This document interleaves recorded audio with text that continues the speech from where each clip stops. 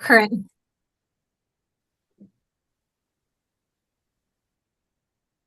So do I need Okay. to click any button? Because I used to be assigned to the interpretation room automatically.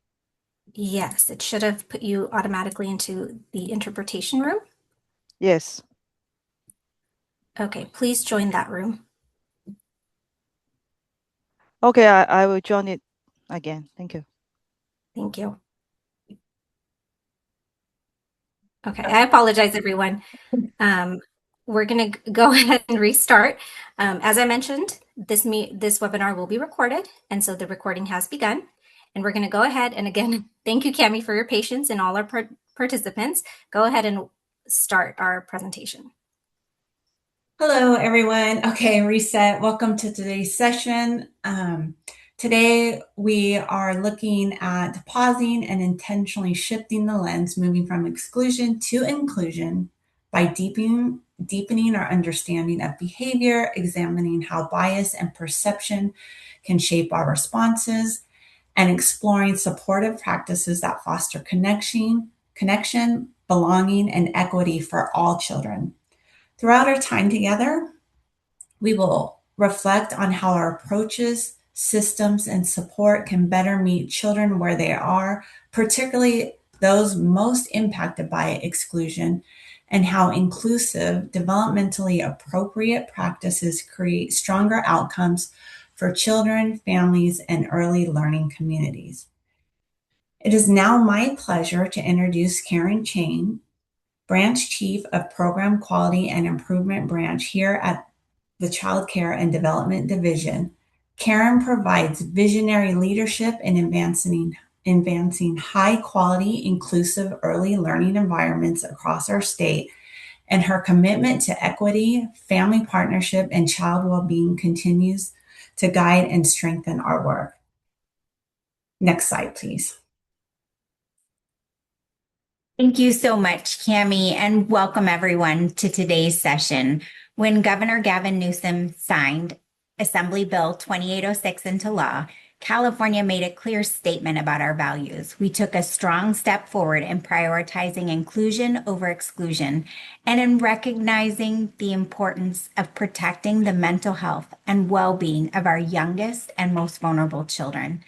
This law reflects a broader commitment to prevention, support, partnership, and ensuring that suspension and expulsion are not the default response, but rather a last resort after all meaningful supports have been explored.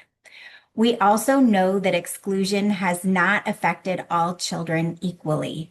Boys, especially boys of color and children with disabilities, have experienced these practices at disproportionately higher rates, often very early in life. Today's training invites us to look beyond compliance and truly examine how we interpret behavior, how our expectations and environment shape responses, and how inclusion, developmentally appropriate practices can help children and the adults whom they care for thrive. Thank you for joining us, and a special thank you to our partners at the California Department of Education for this collaborative webinar. Handing it back to you, Cami. Next slide, please. Thank you so much. Again, before we dive in, I want to thank everyone for being here. It shows your commitment and dedication to the kiddos that you serve every day. So I would like to take a moment to ground us in what we'll be focusing on together. By the end of this session, our goal is that the participants, you, will leave with a clear understanding of why exclusionary discipline is not effective in early learning and childcare settings, why it is particularly harmful impact on boys and boys in color and children with disabilities. We'll explore how exclusion can shape long-term outcomes and why continuity across early learning, transitional kinder, and the early grades matters. We'll also spend time examining how implicit bias, perception, and adult stress can influence how behavior is interpreted, and how responded to, often without us even realizing. Throughout the session, we'll return to the idea that behavior is communication. We'll look at what's developmentally appropriate, how to support regulation and engagement, and what proactive, inclusive strategies actually work across settings. We'll also highlight the importance of culturally responsive and trauma-informed practices, strong partnership with families, and the use of consultation and community resources to provide consistent wraparound support for our kiddos. And finally, we'll reflect on the role of self-awareness and self-care, because supporting children starts with us, the adults who are regulated, reflective, and supported themselves. Next slide, please.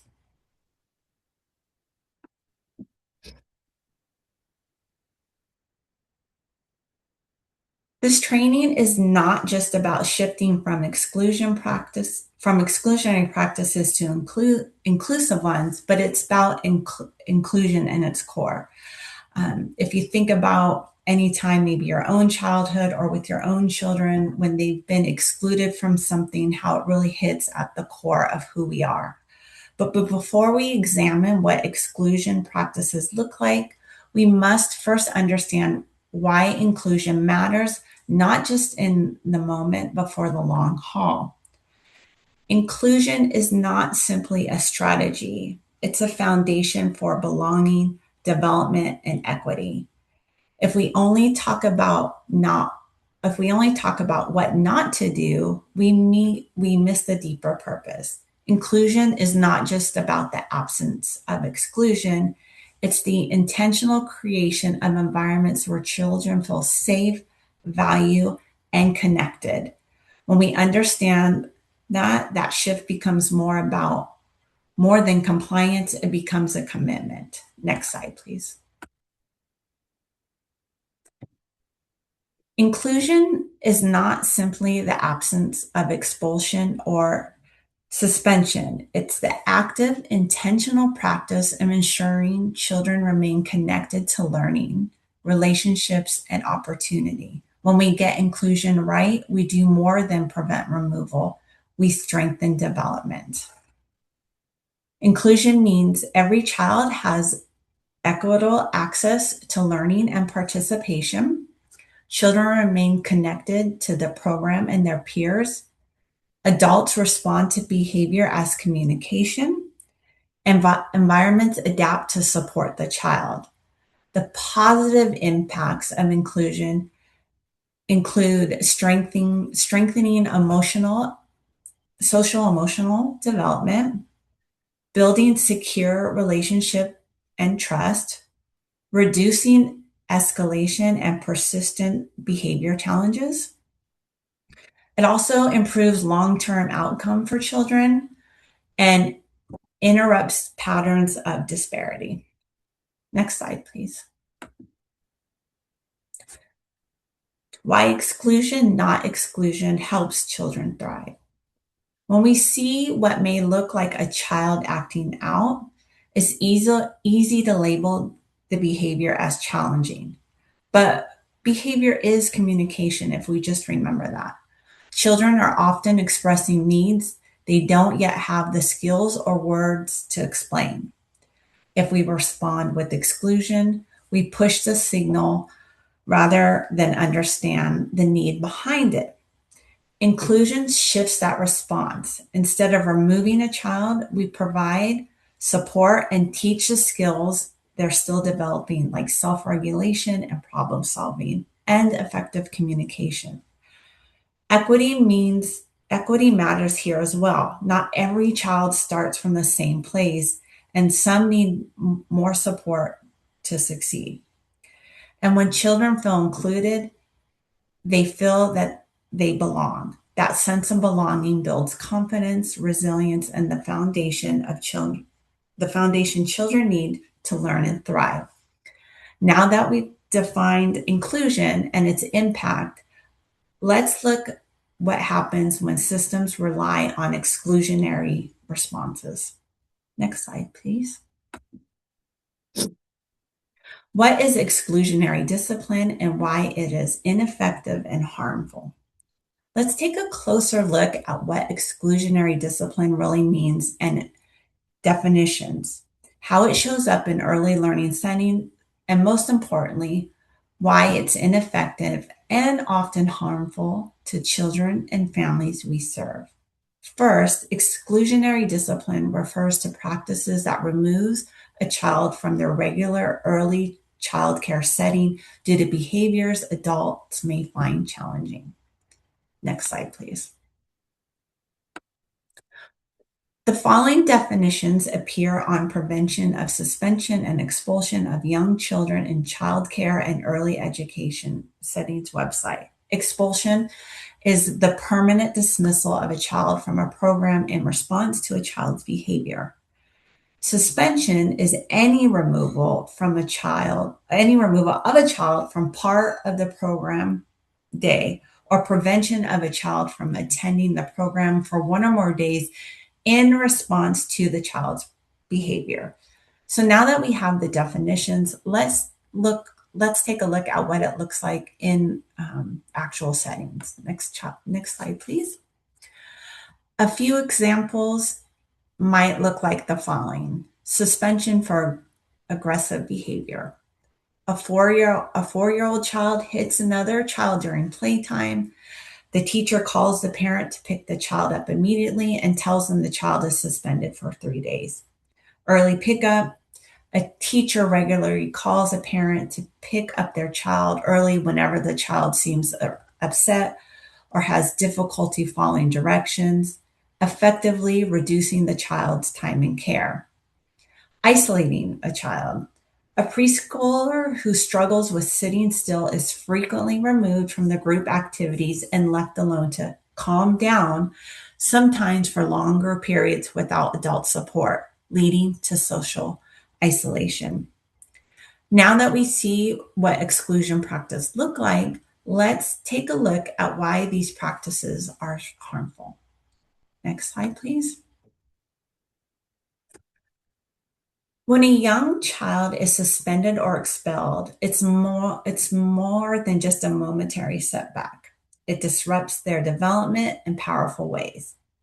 First, it interrupts learning. Children lose valuable opportunities to practice a social, emotional, and early academic skills they can only build in consistent, supportive environments. It also weakens relationships. Being excluded can make a child feel disconnected from their teachers and peers, sending the message that they don't belong. Over time, this chips away at their self-esteem and sense of worth at a stage when they are forming the foundation of how they see themselves in the world. National data at the U.S. Department of Education shows that these practices do not affect all children equally. Boys, children of color, and children with disabilities are disproportionately impacted, which deepen inequities rather than closing them, which we will dive into deeper on the next slides. Families too carry the burden. Exclusion often creates stress at home, forcing parents to scramble for new care, miss work, or feel judged, which can strain relationships. And finally, we know the long-term consequences. Early exclusion has been linked to lower school readiness, ongoing academic struggles, and even a higher likelihood of involvement with the justice system later on in life. Next, I'll pass the presentation over to Hope, and she will share some data from the National Children's Survey. Next slide, please. Good morning. I want to share with you some alarming stats. Data from 2016 National Survey of Children's Health found that 50,000 preschoolers were suspended at least once, and another 17,000 were expelled. On average, that means that 250 preschoolers are expelled or suspended every school day. In fact, They are disciplined more than their older peers. Children in pre-K are expelled at 3 times the rate of K-12 students, while children in child care programs are expelled at 13 times the rate K-12 students. Overwhelmingly, preschoolers and K-3 students who are disciplined resembles the demographic of adults we see behind bars. They are students of color, male students, students with disabilities, students living in poverty, and students and homeless students. For example, in 2014, Black children represented only 18 of nationwide preschool enrollment, yet comprise 42% of suspended students. Next slide, please. When boys, particularly boys of color, experience exclusion early on, they are more likely to encounter repeated discipline later in school. Over time, this can lead to disengagement from learning, increased referrals for behavior, and greater involvement with other systems. Reduced time in early learning settings also matters. When children are removed from areas of experience, frequent interruptions, they have fewer opportunities to build the social, emotional, and foundational skills that prepare them for kindergarten. This can result in children entering school less prepared and falling behind peers in social, emotional, and academic development. This pattern is sometimes referred to as the preschool to prison pipeline. That phrase can feel heavy, but it's meant to describe correlation, not a destiny. It highlights how early decisions and adult responses can compound over time. The most important thing to remember is that this pipeline is not inevitable. It is created by systems, expectations, and responses. It can be disrupted. Now, when we choose developmentally appropriate, supportive, and inclusive approaches, early we change trajectories. We strengthen self-regulation, belonging, and readiness, and we reduce the need for exclusion later on. So if these outcomes are shaped by adults' responses and systems, the question is, what influences how we interpret and respond to children's behavior in the first place? Next slide, please. In early learning settings, bias can influence how adults interpret children's behavior, particularly when children are highly active, emotionally expressive, or struggling with self-regulation. Under stress, adults are more likely to rely on quick judgments rather than reflective responses. Many behaviors we see, movement, loud play, big emotions, testing limits, are developmentally typical, especially for young children and particularly boys. Implicit bias refers to the automatic assumption we all carry, often without awareness. These biases are shaped over time by culture, media, personal experiences, and the systems we work within. However, research shows that these same behaviors can be interpreted differently depending on who the child is. Boys' behaviors are more often labeled as aggressive or defiant, and boys of color are more likely to be perceived as older, more intentional, or more dangerous than they actually are. These perceptions can lead to quicker escalations, more calls home, early removal from classrooms, or fewer opportunities for support before exclusion is considered. Again, this isn't about blame, it's about awareness. When we recognize how bias can shape perception, we create space to slow down, ask different questions, and choose responses that support development rather than reinforce harm. Next slide, please.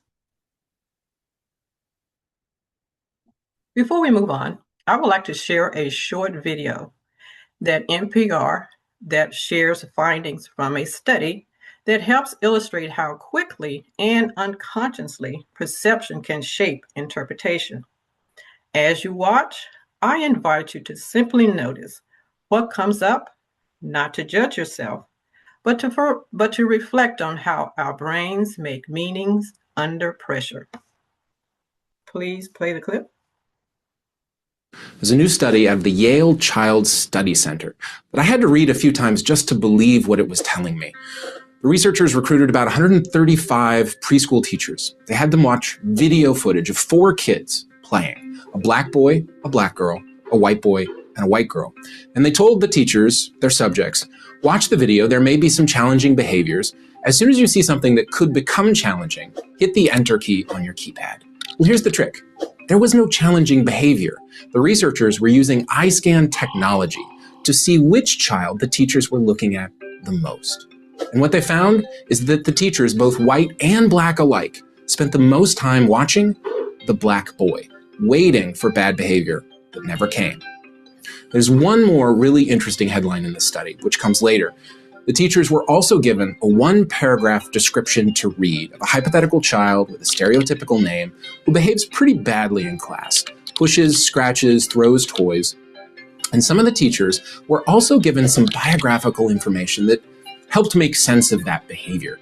They were told that the child lives with his mother, father has been in and out for years, they're relatively poor, the mother is depressed, works 3 jobs. Researchers wanted to know if knowing this information made the teachers more empathetic to the kid. Well, here's the shock. It did, but only if the teacher and the child were of the same race.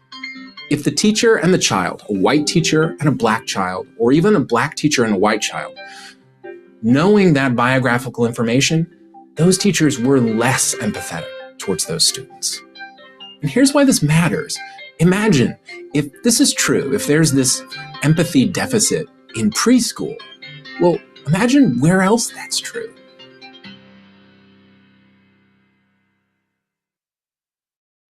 Study shows us that teachers, both white and black, spend more time watching black boys, anticipating potential trouble. Importantly, the study did not find that black boys were misbehaving more than their peers. This tells us something critical. Perception and expectations can shape adult responses even before behavior occurs. The takeaway here is not blame. These teachers are doing their best in demanding environments. This study helps us understand how implicit bias operates quietly, unintentionally, and often under stress. When we become aware of these patterns, we gain the opportunity to pause, reflect, and choose responses that support children rather than escalate situations unnecessarily. If expectations and perceptions can shape how we respond, sometimes before a child even acts, then one of the most powerful tools we can have is changing the lens we use to understand behavior. Next slide, please.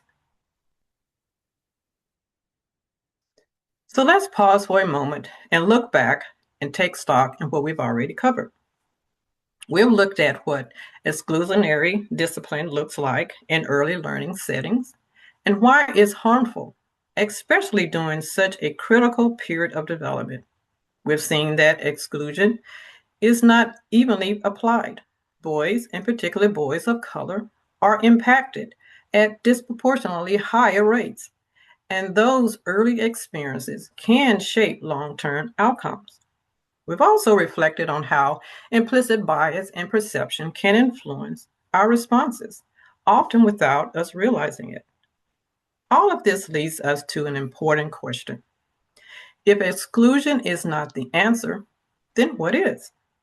The good news is that there is an alternative, one that supports development, strengthens relationships, and reduces the need to exclude altogether.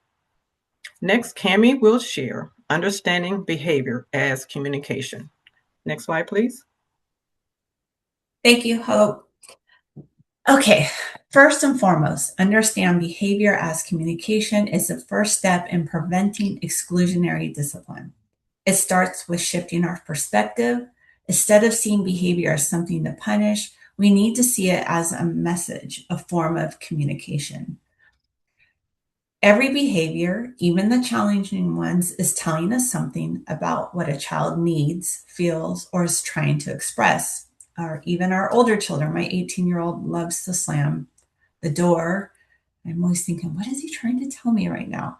But before we can respond effectively, we must first listen to what the behavior is telling us. Next slide, please.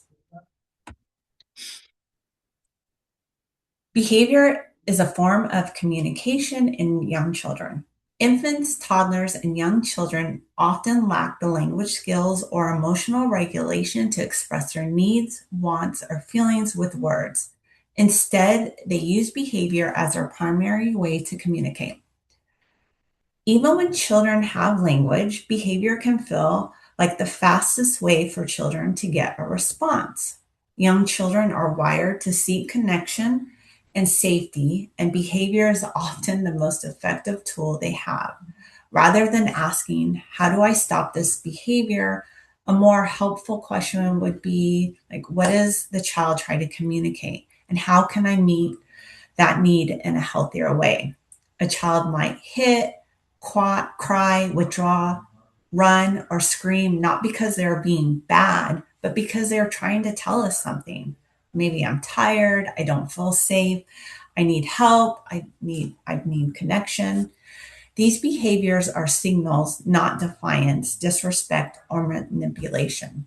Understanding behavior as communication helps adults respond with empathy, support, instead of punishment or exclusion. Next slide, please. Understanding the message behind behavior also means knowing what's expected for a child's age and stage of development, and what may signal a need for support. Let's look at the difference between behaviors that are typical for young children and those that are more serious or persistent. Typical versus serious and persistent behaviors. So things to consider: development is a spectrum. Children grow at different rates. Many behaviors that signal a need for support are normal at certain ages. Context matters. Behavior should be considered within the child's developmental stage, environment, or recent experiences. Typical behaviors are often short-lived, situational, and responsive to guidance or redirection. Serious and persistent behaviors are more frequent, intense, and prolonged. They interfere with learning or safety and don't improve with typical support strategies. Early identification of persistent patterns allow for timely intervention, reducing the likelihood of suspension or expulsion. Next slide, please.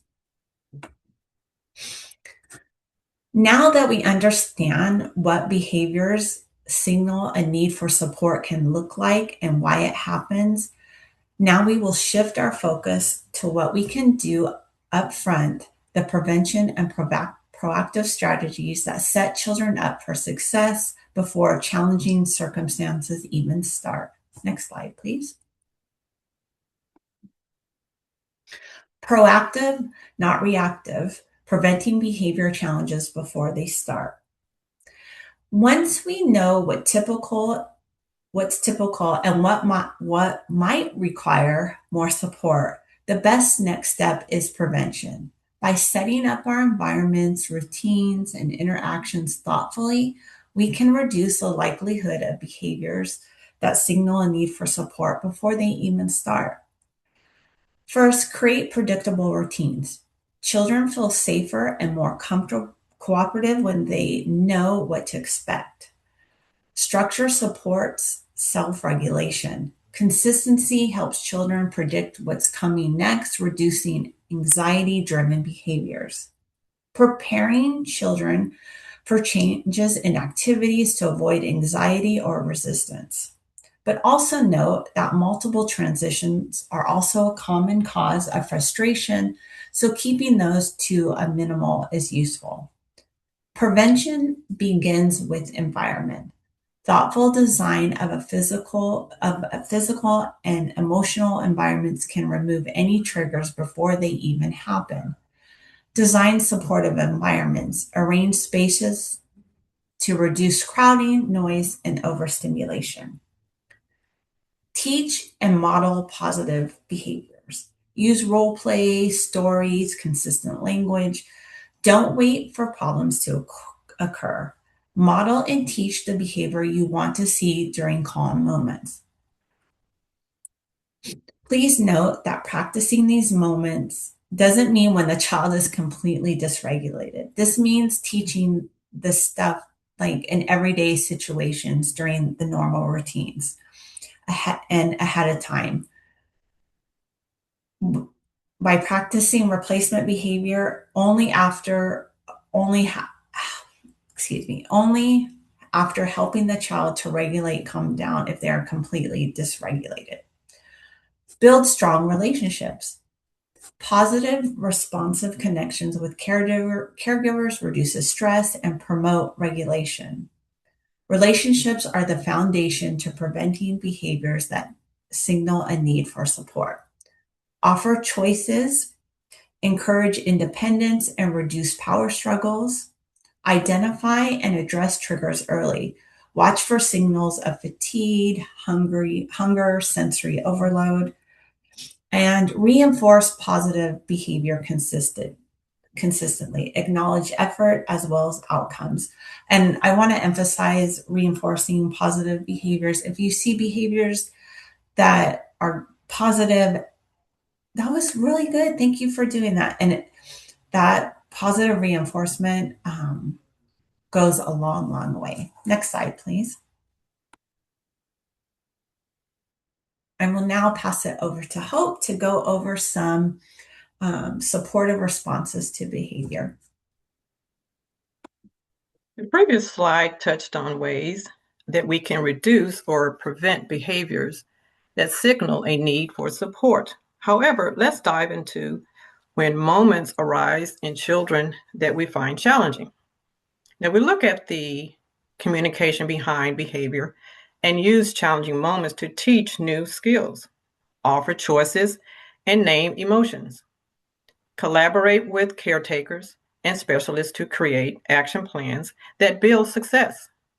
Create a plan that is consistent and can be implemented not only in the classroom, but also in the home as well.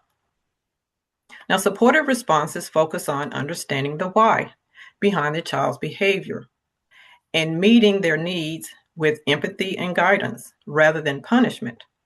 This means creating individualized behavior support plans. Providers are encouraged to collaborate with families, inclusion behavior, mental health specialists, and community resources, to ensure that every child receives consistent, compassionate support that promotes skill building and inclusion. In the following slide, we will go deeper into these strategies. Next slide, please. Now, before we dive into the long-term strategies, let's first talk about what works in the heat of the moment. Those times when a child is already overwhelmed and we need to help them calm down.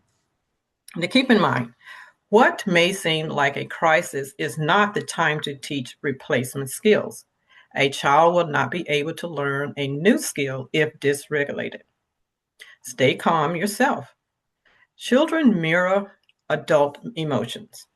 Your steady tone and body language set the tone. And if you find yourself triggered and unable to stay calm, find support that can assist you. You can also get on the child's level, kneel or sit, so you are eye level, which reduces intimidation and build connection. You can also use a gentle, steady voice. Keep direction short, slow, and reassuring. Guiding deep breathing. You can model slow breathing or use simple cues like smell the flower or blow the candle. You can also offer space if needed. Some children calm faster down when given a safe spot to just self-regulate. You can acknowledge their feelings by validating their emotions. I can see you are really upset. This builds trust. And lastly, you can redirect their attention. When appropriate, shift the focus to a common activity or familiar routines. Now, Cami will present the long-term strategies on how to address moments when we find challenging when we're caring for children. Next slide, please. Thank you, Hope. Okay. Approaches to behavior. As we think about how to respond with support, it's important to remember that not all behaviors mean the same thing for every child. Cultural and personal experiences, including trauma, shape how children express themselves and how they react to the world. Let's explore how culturally sensitive and trauma-informed approaches can help us respond with empathy, understanding, and equity. Culturally sensitivity means recognizing that children express themselves and interpret the world through the lens of their culture. This includes language, traditions, family dynamics, and social norms. We avoid assumptions. We seek to understand and ensure our strategies reflect the child's lived experiences. Trauma-informed care recognizes that the past or ongoing trauma can influence a child's ability to regulate emotion, form relationships, and respond to stress. Where we respond by creating environments that are physically and emotionally safe, predictable, and supportive. These approaches work together to avoid misinterpreting behaviors that may be culturally rooted or trauma related, ensuring we respond with understanding rather than punishment.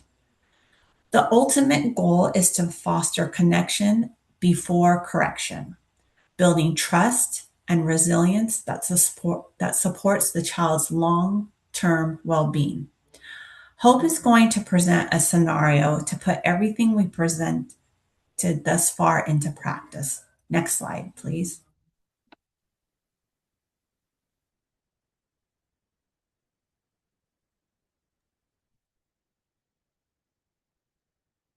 Now is your turn to pause and reflect on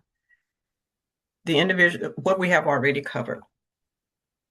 Next couple of slides, we will look at a realistic scenario that invites us to think about how we can better support children and families through a more compassionate and proactive lens.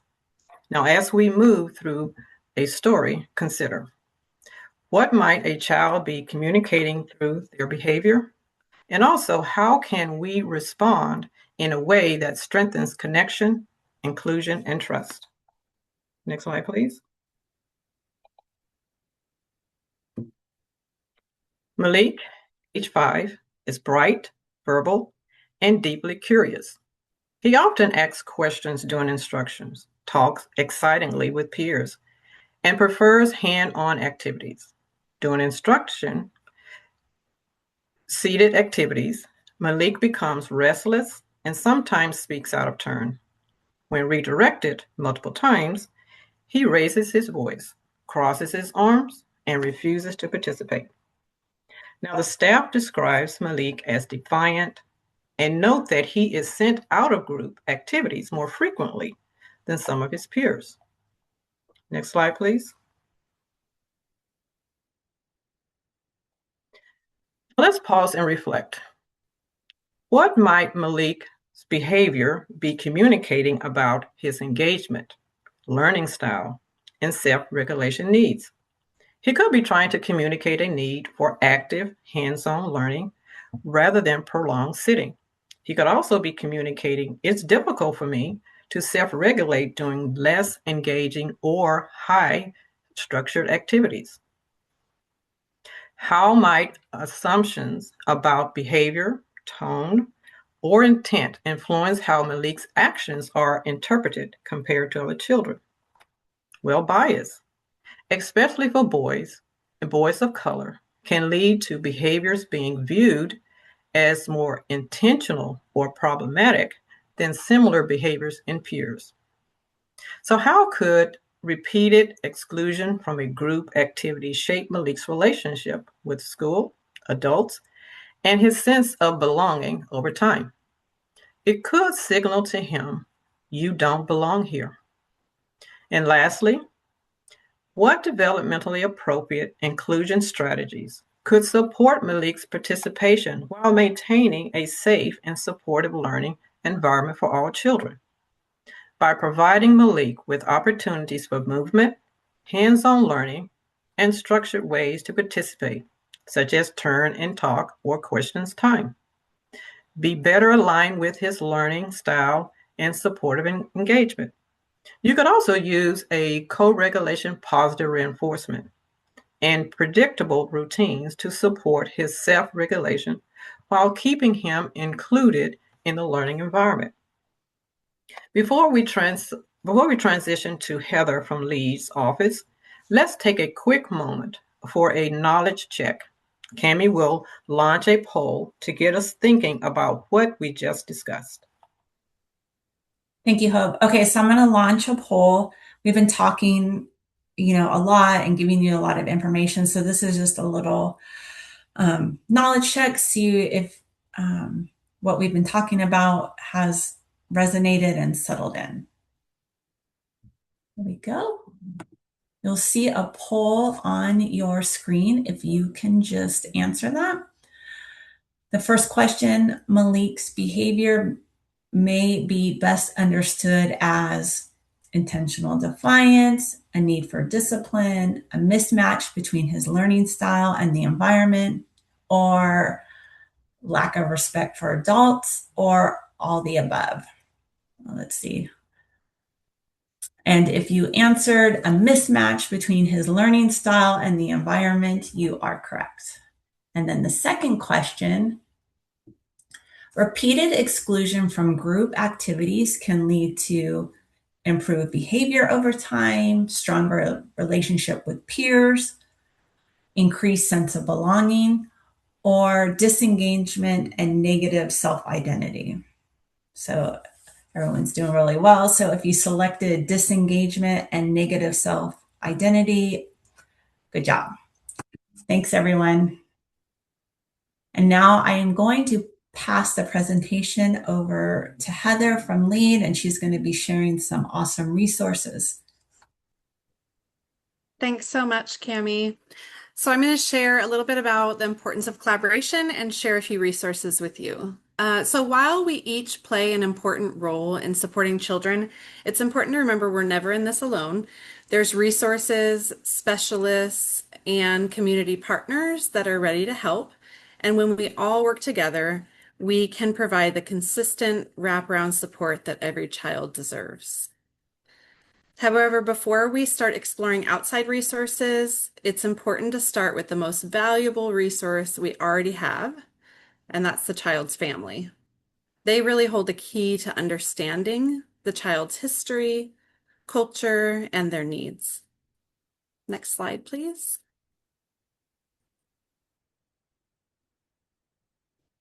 So engaging with families means more than just sharing updates or asking parents to sign a form. It's really about building true partnerships based on trust, respect, and two-way communication. It's important to build these relationships and engagement with family early on and around things that are not centered only on behavior or challenges. Establishing early and positive relationships and communicating about positive things with families makes communicating about difficult things, if they come up later, much easier. Equally important in partnering with families is coming from a place of curiosity. Rather than focusing on how the behavior is challenging for the program, educators can share what they are observing and invite families to share from their perspective. Asking what the child may be trying to communicate and whether the family has seen similar behaviors at home really honors the families as experts on their child and strengthens shared understanding and support.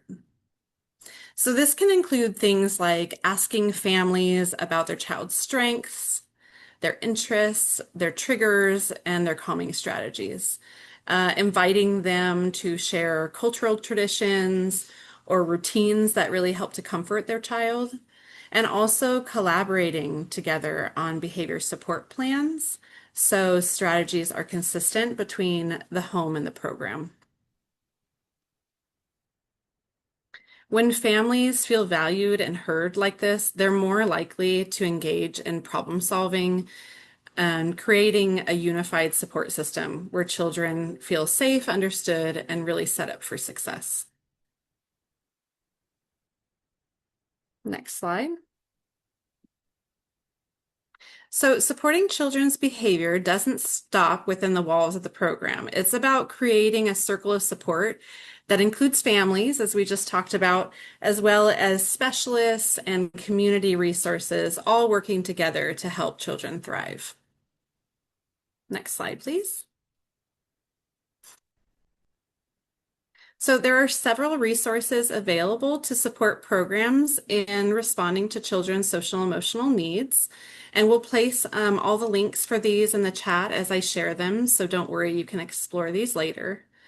One key resource is the Infant and Early Childhood Mental Health Consultation, or IEC MHC Network, which offers no-cost consultation and support to childcare providers across California. Consultants partner with programs to strengthen social emotional development, address behavior that providers find challenging or concerning, and really support relationships that help to buffer against stress and trauma. Here is the link for the IECMHC network, so you can explore that resource later. And another resource that we wanted to share with you is the California Early Childhood Online, or CECO, which is a free online learning portal with modules on several topics such as trauma-informed care, implicit bias, and creating supportive learning environments, as well as many other modules. And here is the link for that resource, so you can check that out as well if you're not familiar with it.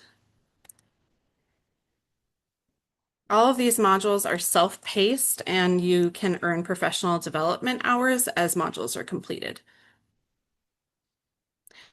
So programs can also access the teaching pyramid for support. So the California Teaching Pyramid provides training, coaching, and practical tools to support children's social emotional development and promote positive behavior in early learning settings. There are also a vast number of free resources that are really meaningful at the classroom or provider level, and also that can be shared with families. And those are available on the Teaching Pyramid webpage and also through the National Pyramid Model website. I will drop those links in the chat for you so you have those as well. There they are. And honestly, sometimes, even when all of these things are in place, a child's needs may go beyond what a program can provide alone. And that's when programs can partner with community resources, including local resource and referral agencies, family resource centers, early intervention agencies, or school districts for evaluation and additional supports. If programs are unsure how to locate these services, the California Map to Inclusion and Belonging website is really helpful for this, and it provides a list of county-specific resources that you can access.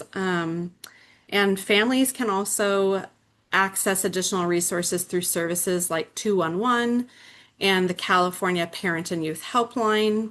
And there's also a list of parent resources on one of our CDSS web pages. So I'm going to put all three of those links in the chat for you now.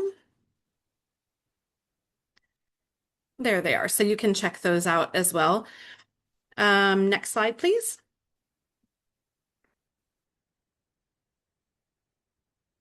Okay, so as we talk about extending the circle of support, we also want to highlight opportunities for continued learning that closely align with what we've covered today. So one resource we wanted to lift up is the SECO training titled Creating Equitable Early Learning Environments for Young Boys of Color. This training was developed in response to long-standing data showing that boys of color experience disproportionate exclusion in early learning settings. The Young Boys of Color training supports educators in reflecting on how bias and perception and adult responses can really shape children's experiences, and it offers strategies for creating environments that are culturally responsive, affirming, and really developmentally appropriate. It reinforces many of the themes we've discussed today, understanding behavior as communication, and responding with support rather than exclusion, and also strengthening relationships with children and families. So in addition to lots of the modules that are available on SECO, this one's a really nice module to check out. Next slide, please. Okay, so now as we focus on supporting children and families, it's also important to remember that our ability to show up with patience, with empathy, and really with creativity for problem solving depends on how well we take care of ourselves. Strong support truly begins with self-support, because when we're balanced and cared for, we can offer the best of ourselves to others that we're caring for. Next slide, please. So within this, self-awareness and self-care are vital.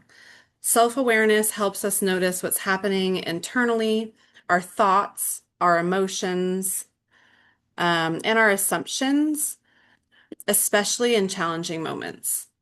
When we're stressed, tired, or under pressure, our brains rely more on automatic reactions, and that's often when implicit bias can surface, not because of intent, but really because we're operating on autopilot. So self-awareness creates a pause. And in that pause, we gain the ability to choose a thoughtful response instead of reacting automatically.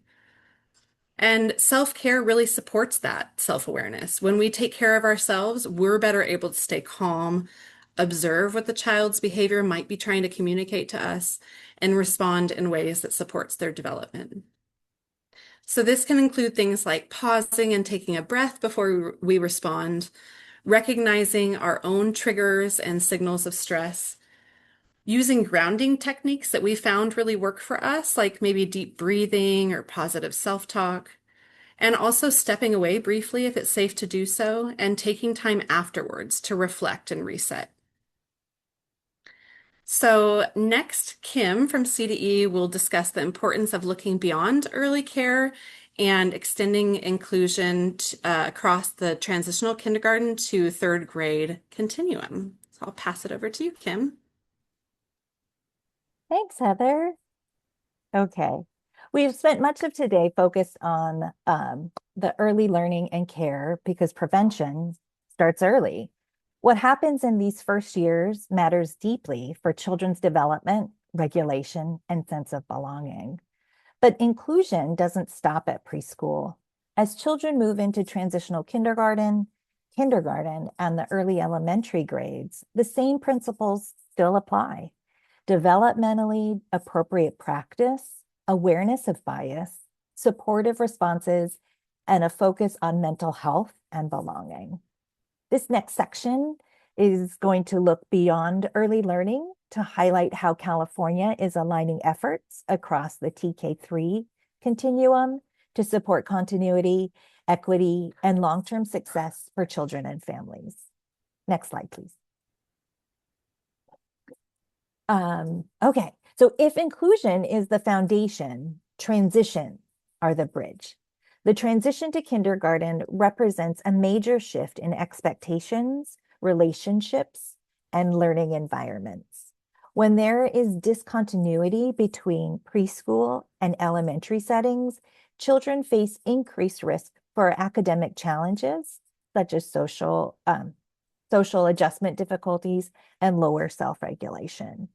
Research shows that declines in teacher-child closeness during this transition period have particularly strong negative effects on boys, making early relationships a critical protective factor.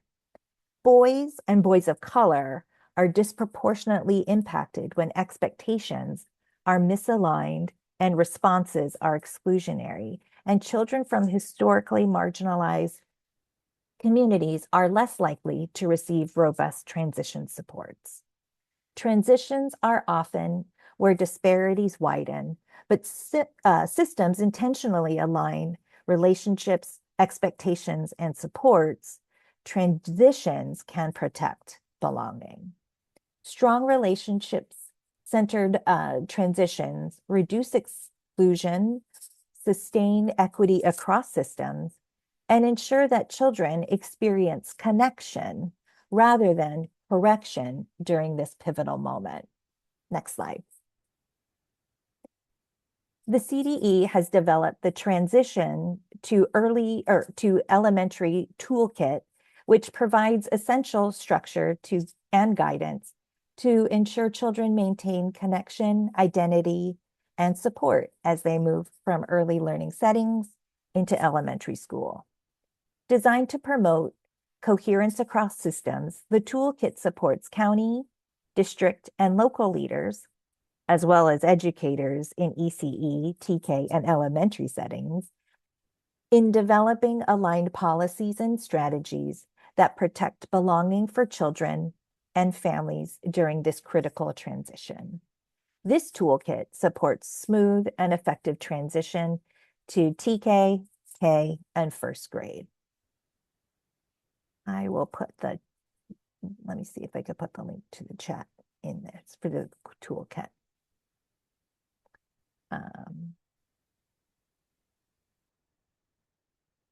I'll move on. Okay, next slide.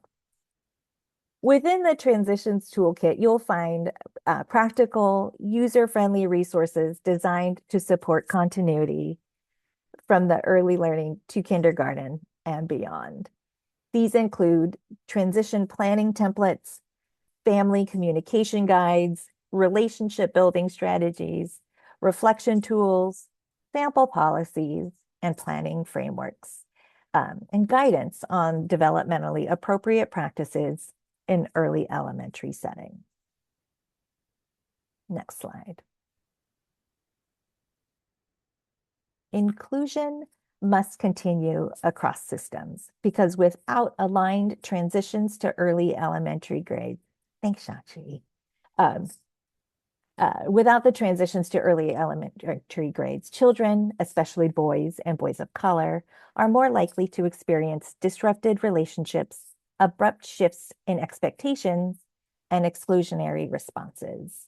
Intentional P3 alignment sustains equity beyond preschool by supporting regulation and engagement, reinforcing culturally responsive practices, and reducing exclusion as children move forward.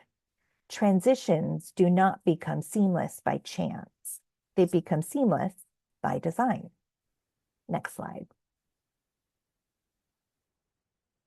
Designing seamless transitions also requires aligning the core guidance and tools that educators rely on, bringing us to the foundational updates shaping California's early learning and development system. So beyond the professional learning and in-the-moment supports, California is strengthening the early learning system by updating foundational documents and creating new resources that intentionally embed diversity, equity, and inclusion, our DEI principles. So revising resources such as the preschool, transitional kindergarten learning foundations, desired results, class, and developing new resources such as the preschool to third grade, C3, learning progressions, ensures educators have exclusive, culturally responsive tools to understand development, reduce bias, and support children's strengths, all while honoring cultural identity with the aim of creating a coherent birth through third grade continuum that supports equitable instruction, smoother transitions, and consistent expectations for growth, particularly for boys of color and other historically marginalized children. By embedding equity into the system's core guidance and assessments, California ensures educators are grounded in an inclusive framework that improves classroom experiences now and lays the foundation for long-term success. Next slide.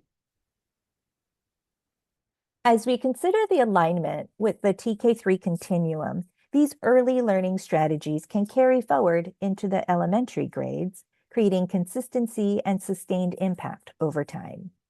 While it's not easy to align culturally responsive practices and embed equity into foundational documents, assessments, and professional learning, when coordinated, schools reinforce culturally responsive and equitable teaching throughout a child's educational journey.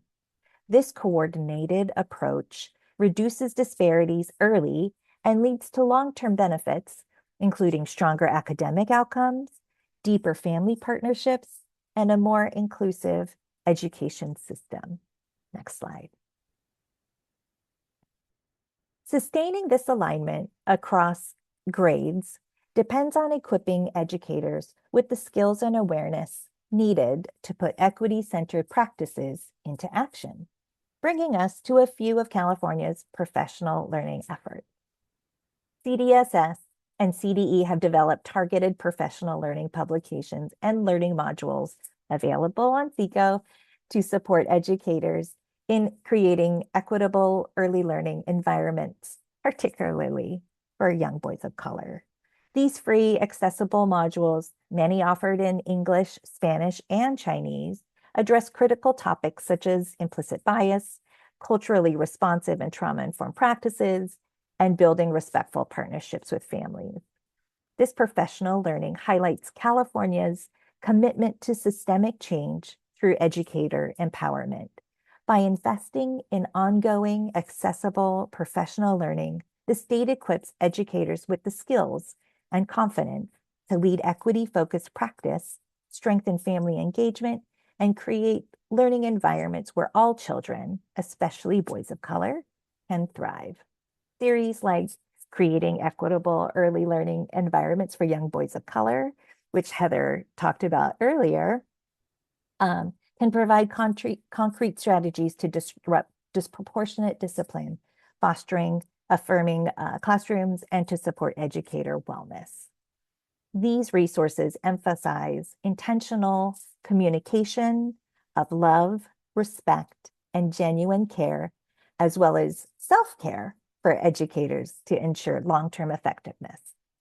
Just as I said, many of the strategies that were showcased earlier in the presentation. And we'll put, I think, the link in the chat to CECO. I think it might already be there. Next slide. Okay. Engaging and partnering with families is essential to children's learning and well-being. Let's highlight two more toolkits that support this work.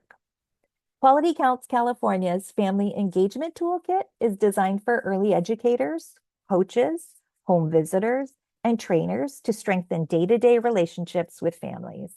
It offers practical tips and strategies through 5 interactive online learning modules on CECO, again, available in English and Spanish, to help providers engage families in meaningful and culturally responsive ways.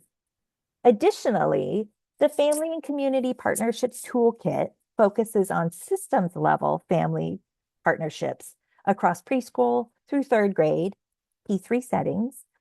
It supports leaders, educators, LEAs, and CBOs in building welcoming environments, engaging families, especially those from historically marginalized communities, in decision-making and reflecting on practices related to diversity, equity, inclusion, and belonging.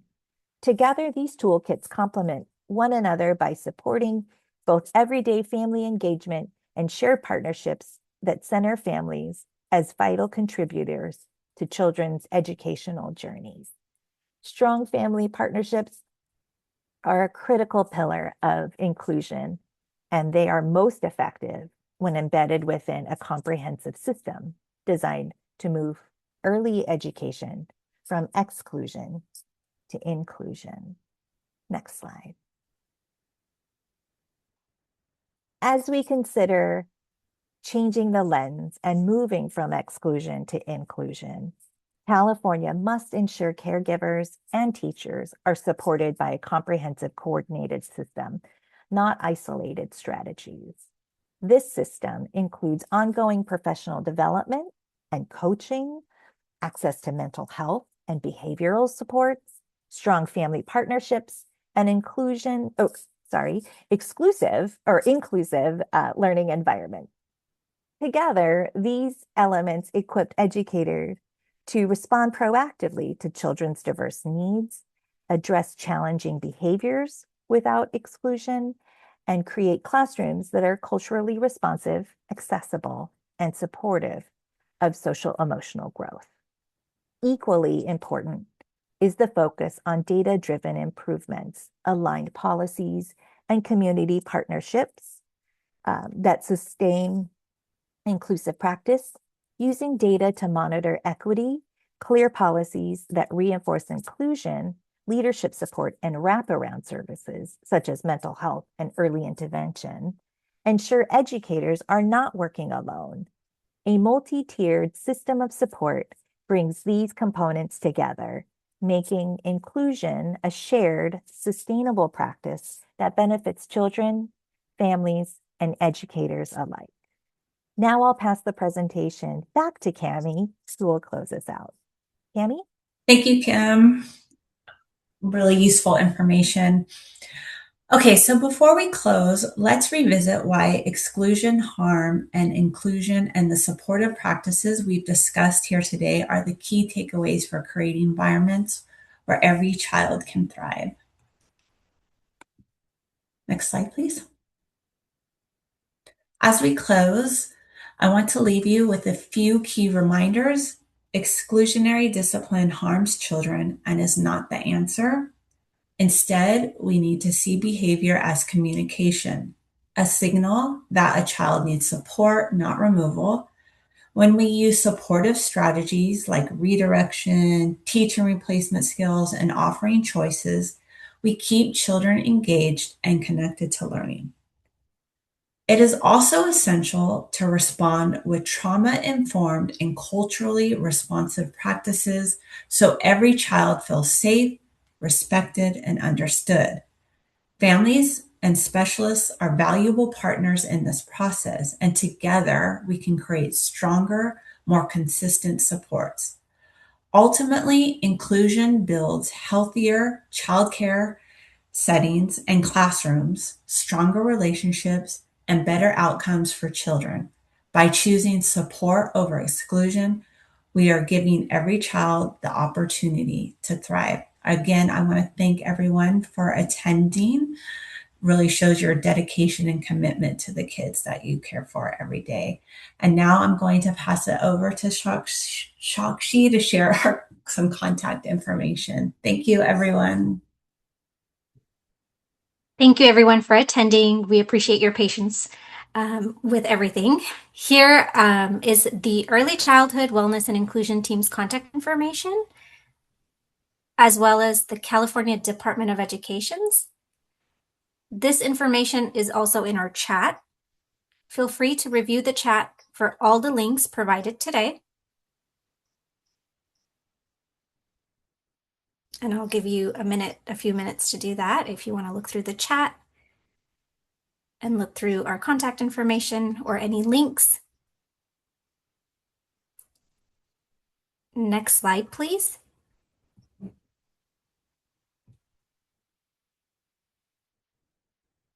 We also invite you to join our listserv if you haven't done so already.